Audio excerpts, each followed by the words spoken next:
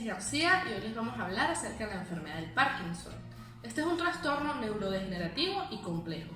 Aunque hoy en día no se dispone de ningún fármaco que lentezca la progresión de la enfermedad, existe un arsenal terapéutico extenso y eficaz para el control sintomático en cada una de sus fases, por lo que es importante realizar un diagnóstico preciso, así como un correcto manejo de fármacos que garantice un estado óptimo en el paciente. La enfermedad del Parkinson supone cada vez más un reto en la salud pública en nuestra sociedad occidental.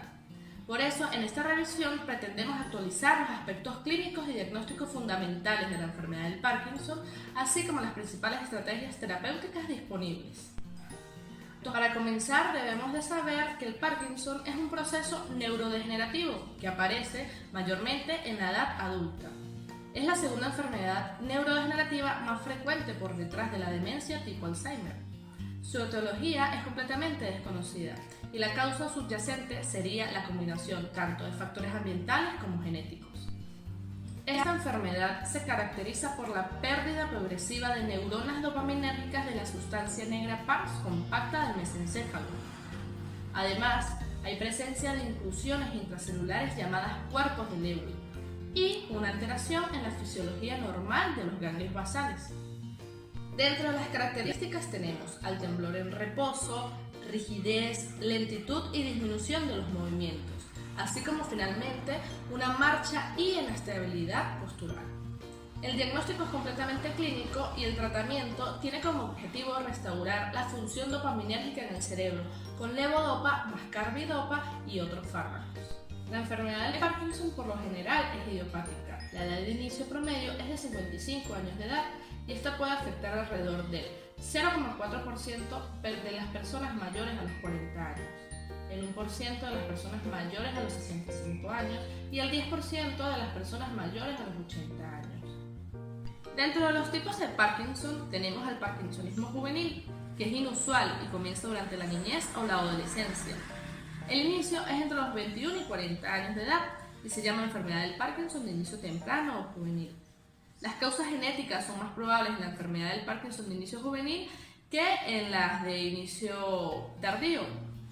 Y esta enfermedad progresa mucho más lento, es más sensible a los tratamientos dopaminérgicos y además la mayoría de las discapacidades son el resultado de síntomas no motores como la depresión, la ansiedad y el dolor. También tenemos el parkinsonismo secundario, que es una disfunción cerebral que se caracteriza por el bloqueo dopaminérgico de los ganglios basales y que es similar a la enfermedad del Parkinson, pero que es causado por algo distinto a ella, como lo son fármacos, la enfermedad cerebrovascular, traumas y cambios postencefalíticos. Y ya para finalizar tenemos el parkinsonismo atípico. Este es un grupo de trastornos neurodegenerativos que tienen algunas características similares a la enfermedad del Parkinson, pero que tienen clínica diferente como un peor pronóstico, una respuesta escasa o nula a la levodopa y una anatomía patológica muy distinta. Dentro de ellas encontramos enfermedades neurodegenerativas como la atrofia multisistémica, la parálisis supranuclear, la demencia de cuerpos de Lewis y la degeneración corticobasal. Hola, mi nombre es Zenan Amur y les voy a explicar la fisiopatología de la enfermedad de Parkinson. Comencemos. Comencemos recordando los ganglios basales y sus respectivas funciones. Los ganglios basales son núcleos subcorticales que incluyen núcleo estriado, caudado y putamen, núcleo subtalámico y el globo pálido interno y externo, con sus conexiones a la sustancia negra pars compacta y pars reticulada y el núcleo ventrolateral. Las funciones de los ganglios basales va a ser el control del movimiento, funciones cognitivas y funciones perceptivas. Sabiendo esto, la base fisiológica de la enfermedad de Parkinson es la disfunción de los ganglios de la base, debido a que hay una depresión de su principal modulador, que es la dopamina. Su base anatomopatológica se caracteriza por dos aspectos principales: la pérdida neuronal progresiva de las neuronas dopaminérgicas, como observamos en la imagen a la izquierda, hay un borramiento de la sustancia negra, y las inclusiones de Lewy, que están formadas por agregados insolubles de proteína alfa-sinucleína anormalmente plegada. El resultado de dicha neurodegeneración es la denervación dopaminérgica. Vamos a recordar un poco la importancia de la dopamina en los ganglios basales. Por ende, vamos a explicar el circuito fisiológico de los ganglios basales. En primera instancia, la corteza cerebral va a enviar estímulos excitatorios, que son glutamato, hacia el cuerpo estriado y a la sustancia negra pars compacta. Una vez estimulada la sustancia negra pars compacta, ella libera dopamina que irá directamente al cuerpo estriado en sus respectivos receptores D1 y D2. En el receptor D1, la dopamina va a estimular la liberación del neurotransmisor GABAérgico, que es inhibitorio. Este neurotransmisor va a inhibir al globo pálido interno y a la sustancia negra pars reticulada, para que estos no envíen una señal GABAérgica al tálamo. De esta forma, permitimos el movimiento normal. La dopamina en el receptor D2, también llamado vía indirecta, lo que va a hacer es una acción inhibitoria, no va a permitir que haya una liberación GABAérgica hacia el globo pálido externo. De esa forma, el globo pálido externo puede enviar su neurotransmisor inhibitorio hacia los núcleos subtalámicos, evitando así que estos núcleos envíen glutamato al globo pálido interno y sustancia negra pars compacta. De esta forma permitimos el movimiento normal. Ahora veamos cómo está el circuito motor en la enfermedad de Parkinson. Vemos que la corteza cerebral sigue enviando sus neurotransmisores excitatorios tanto a la sustancia negra como al cuerpo estriado. Lo que va a suceder aquí es que, a pesar de esa estimulación de la corteza cerebral, la sustancia negra pars compacta no va a liberar dopamina. Debido a la falta de estimulación dopaminérgica en los receptores D1 y D2, vamos a observar que en el receptor D1 la liberación GABAérgica no va a estar presente, por lo que no va a haber una inhibición del globo pálido interno ni de la sustancia negra pars reticulada. También vamos a ver que en el receptor D2 va a haber una liberación inhibitoria o GABAérgica que va a inhibir la función del globo pálido externo. Por ende, vamos a tener a los núcleos subtalámicos hiperactivos, al igual que al globo pálido interno y a la sustancia negra pars reticulada. Y esa hiperactividad va a generar una inhibición talamocortical, lo que se traduce como una hipocinesia. Hola, soy Robert Quiroz y continuamos con la clínica del Parkinson. Enfermedad del Parkinson se caracteriza por la lenta aparición de modo simétrico de 4 elementos principales. El temblor, presente a menudo en estadios precoces de la enfermedad, es un temblor de reposo asimétrico de las manos. Sin embargo, disminuye al mantener una postura. Afecta principalmente a manos y pies, aunque también afecta con frecuencia a la cara, la mandíbula y los músculos de la lengua. El temblor de las manos produce la característica cuenta de monedas, que se produce por la postura de la mano con la muñeca flexionada, dedos extendidos y pulgar. Suele comenzar por un brazo y posteriormente afectar al brazo contralateral o a la pierna. La bradicinesia es el componente más incapacitante de la enfermedad, afectando principalmente a la cara y los músculos axiales, la cual en combinación con el temblor y la rigidez hace que tareas simples como escribir, vestirse o abrocharse botones se conviertan en imposibles. La rigidez. En la enfermedad del Parkinson están rígidos todos los músculos de las extremidades afectadas, produciendo aumento del tono a lo largo de todo el movimiento pasivo de la extremidad, por lo que se ha comparado con la sensación que se tiene al doblar una barra de plomo. Alteración de los reflejos posturales. Con la progresión de la enfermedad, los pacientes se sienten inestables y se dan cuenta de los constantes ajustes posturales imperceptibles que normalmente ocurren. Tienen dificultad para mantenerse de pie en posición recta y cuando intentan caminar hacia adelante la cabeza y el tronco se mueven hacia otro lado, comparado con los pies, así que son incapaces de seguirlos para evitar la caída. Otros síntomas de la enfermedad del Parkinson son los trastornos del habla, alteraciones autonómicas como la hipotensión ortostática, estreñimiento y seborrea. Trastornos del sueño. Son muy frecuentes en la enfermedad del Parkinson. Consisten inicialmente en una alteración del ritmo, pero posteriormente es un insomnio que se debe a diferentes causas, como la falta de movilidad, depresión y acaticia. Y justamente la depresión, aproximadamente un 40% de los pacientes con enfermedad del Parkinson sufren depresión, inherente a la enfermedad del Parkinson o reactiva. Demencia. Se produce en un 15 a 25% de los pacientes con enfermedad del Parkinson y aunque es clínicamente distinguible de la enfermedad del Alzheimer, En ocasiones la diferenciación no es fácil, a veces pueden coexistir las dos enfermedades. De modo más simple, se describen a continuación las principales características clínicas de la enfermedad del Parkinson, comenzando con la enfermedad leve. En este estadio, la exploración solo muestra una ligera disminución del braceo, en el lado afecto ligera rigidez y leve temblor. La incapacidad es nula o mínima. El paciente realiza sin ayuda todas las actividades de la vida diaria y les cuesta un poco de trabajo cortar y hacer ciertas actividades. La enfermedad moderada. La progresión de la enfermedad del Parkinson comienza a impedir que el enfermo lleve a cabo su actividad sociolaboral y familiar.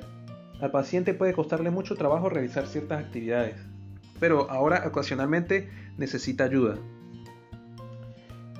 La enfermedad avanzada. Después de varios años, entre 5 y 10 años, de una gran eficacia con el tratamiento con levodopa, la mayoría de los pacientes vuelven a empeorar, entran en una nueva fase de la enfermedad en la que aparecen una serie de cambios que obligan a hacer importantes modificaciones en el tratamiento, que hacen que tengan unas alteraciones del comportamiento. Y por último tenemos los estadios del Parkinson según Joen y Jarre, donde podemos ver el estadio 0 presenta ausencia de signos patológicos. Estadio 1, los síntomas parkinsonianos afectan solo a un lado del cuerpo. El estadio 2, afectación de los dos lados del cuerpo sin trastorno del equilibrio. Estadio 3, alteración bilateral leve o moderada. Estadio 4, incapacidad grave. Y estadio 5, el paciente necesita ayuda para todo, permanece en cama o sentado. Hola a todos, mi nombre es Francesca Raguseo y en esta oportunidad voy a hablarles sobre el diagnóstico de la enfermedad de Parkinson, que en vida es únicamente de sospecha clínica. El verdadero diagnóstico o diagnóstico definitivo se va a dar con la confirmación de los hallazgos neuropatológicos característicos, es decir, por la pérdida neuronal a nivel del sistema nervioso central y a la presencia de cuerpos y neuritas de Lewy, que solo puede hacerse una vez que el sujeto ha fallecido. No obstante, los criterios clínicos más empleados son los del Banco de Cerebros del Reino Unido. Estos permiten definir con una precisión muy elevada, cercana al 75-95%, que realmente se trata de la enfermedad de Parkinson y se fundamenta en 3 pasos. El primer paso es el diagnóstico del síndrome parkinsoniano. Aquí hay presencia de bradicinesia. Además, debe sumársele uno de los siguientes signos, que son rigidez muscular, temblor en reposo o inestabilidad postural no debida a afectación visual, vestibular o cerebelosa. Cuando hablamos del paso 2 nos referimos a los criterios de exclusión en la enfermedad de Parkinson. Aquí pueden haber antecedentes de ictus de repetición con una progresión escalonada de los signos parkinsonianos, pueden haber antecedentes de traumatismos craneoencefálicos repetidos, antecedentes de encefalitis, también signos cerebelosos, signos de Babinski, entre otros. Cuando hablamos del paso 3, nos referimos a datos de apoyo positivos durante el seguimiento de la enfermedad. Aquí se requieren 3 o más para el diagnóstico de la enfermedad de Parkinson establecida como tal. Tenemos un inicio unilateral, también puede haber presencia de temblor en reposo, como ya lo dije, curso progresivo, asimetría mantenida con predominio de la afectación en un solo lado del cuerpo o la respuesta excelente a la levodopa. Entonces, los elementos fundamentales para llegar a este diagnóstico clínico son una anamnesis y una exploración neurológica detallada. En la anamnesis se debe resaltar como elementos sugestivos de la enfermedad de Parkinson el curso lentamente progresivo en la clínica cardinal motora o parkinsonismo y su distribución típicamente asimétrica. Es fundamental interrogar con respecto a la medicación que consume el paciente en la actualidad, ya que muchos fármacos, debido a su acción bloqueante dopaminérgica, pueden inducir a un parkinsonismo farmacológico, como por ejemplo los neurolépticos y algunos antieméticos como la metoclopramida puede causar el parkinsonismo farmacológico. En cuanto a la exploración neurológica, aparte de objetivar las manifestaciones motoras características de esta enfermedad, como ya lo dije anteriormente, el temblor en reposo, la rigidez o bradicinesia, que ayudan a apoyar la sospecha clínica, se debe descartar la presencia de signos atípicos sugestivos de otras causas de parkinsonismo, como lo son las parálisis supranucleares de la mirada, la existencia de alteraciones cerebelosas o del equilibrio, los déficits cognitivos clínicamente significativos de inicio precoz, también signos corticales como apraxia motora o alteraciones de la sensibilidad cortical y la disfunción autonómica. Un ensayo terapéutico con levodopa puede también ayudar al diagnóstico en casos dudosos, ya que en la enfermedad de Parkinson se responde de forma significativa al tratamiento, mientras que en los parkinsonismos secundarios y atípicos la respuesta suele ser más limitada. Buenas, mi nombre es Moisés Sánchez y continuamos con el tratamiento de la enfermedad de Parkinson. Tratamiento de la enfermedad de Parkinson. Una vez realizado el diagnóstico de la enfermedad de Parkinson, los tratamientos disponibles tienen un efecto estrictamente sintomático. El tratamiento de los síntomas debe ser adaptado al tiempo de evolución, a la fase de la enfermedad, al tipo de sintomatología presente y a la discapacidad que conlleva, ya sea motora o no motora. Para este tratamiento van a haber 3 etapas: la preventiva, la sintomática y la quirúrgica. Para la terapia protectora o preventiva de la enfermedad de Parkinson, la estrategia se dirige a interferir con la causa de la muerte de la enfermedad o con el mecanismo patológico de la muerte de la célula nígrica. La posibilidad de que la muerte de la célula nigral esté mediada por mecanismos oxidativos es la base para considerar que la terapia antioxidante puede ser un tratamiento efectivo. La salicilina es un inhibidor de la monoaminoxidasa B y limita la reacción oxidativa. En el estudio de Datatop se demostró que la salicilina en estadios iniciales retrasaba el inicio del tratamiento con levodopa, lo que se interpretó como un efecto positivo neuroprotector. Aspectos motores.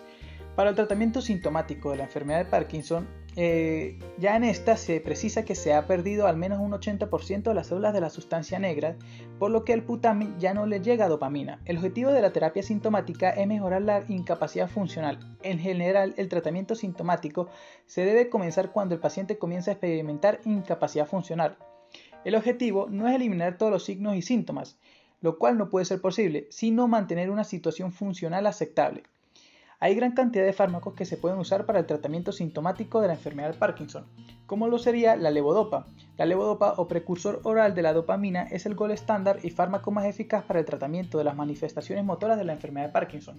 Cuando la levodopa se administra por vía enteral, es en gran parte metabolizada a dopamina y catecolaminas a nivel periférico por la enzima descarboxilasa de la levodopa, lo que produce efectos secundarios sistémicos como hipotensión, vómitos, etc., dificultando así la administración del preparado.